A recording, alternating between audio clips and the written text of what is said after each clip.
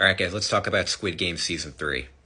So I didn't watch the show originally from Season 1 like everyone else. I watched the show probably about 6 months ago. I watched Season 1, Season 2, and then obviously just watched Season 3 last week. I'm a big fan of the show. Obviously, it's a little bit tough to be, I guess, a fan of the show, of what's happening in the show, but I'm a fan of the acting performances, especially of the set designs, how the show looks. I think it looks great. And I really think it's really one of the crowning achievements of Netflix and really of TV of the last few years. I'm not really surprised people are so negative on season three. I really think it's season two, part two, because season one had its own characters, and then season two obviously brought over the main character, and then kind of carried over into season three. Netflix likes to chop up their seasons. For their subscriber count, really for the financial statements. So they'll have release a season at the end of the year so that Q4 can get backloaded, and then they'll release it now. So it goes quarter by quarter, which I think is frustrating that the financial element of it gets in the way of the creativity. One of the things I really didn't like about this season three was the introduction of the baby. I just thought it was an element that wasn't needed, and obviously I was hoping that they weren't going to kill the baby, obviously, which they didn't end up doing. But I just thought that's not really what we're here to worry about. We've been building up connections to these characters.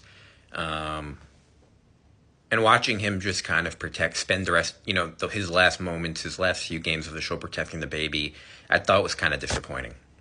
The games themselves in season three, I think, were pretty creative. The thing that stuck out to me is that they were all physical. They were all games where you all could survive if you were a good athlete, if you were strong, if you were athletic. Hide and seek, whether you're on offense or defense, you could at least wrestle or try and protect yourself. The jump rope game, if you were athletic, you were able to get across. And then even if someone was blocking you or you were blocking someone else at the end, you were able to protect yourself. And then the last game, when they were like kind of pushing each other off on top, I thought another thing, if you were big and strong, you'd have a big advantage. So these are games where you'd actually, I think, none of them are appealing to play, but are a little bit more appealing in the fact that at least you have a fighting chance, literally. Whereas the other games, the mini games, regardless, those are just kind of like you're screwed, whether it be cutting the cookie, or a lot of the other mini games are a lot more tedious.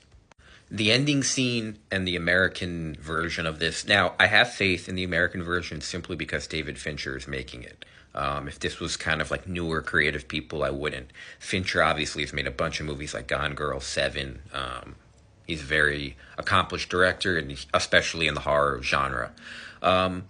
I think a big reason of why the show is successful, though, is that it's a Korean show. I don't know if that's just my American perspective.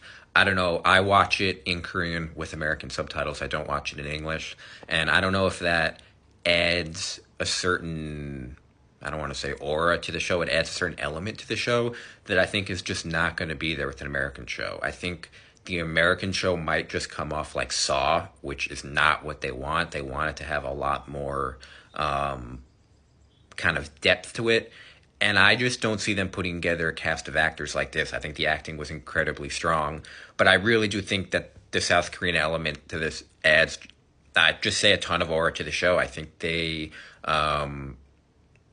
just something about the show.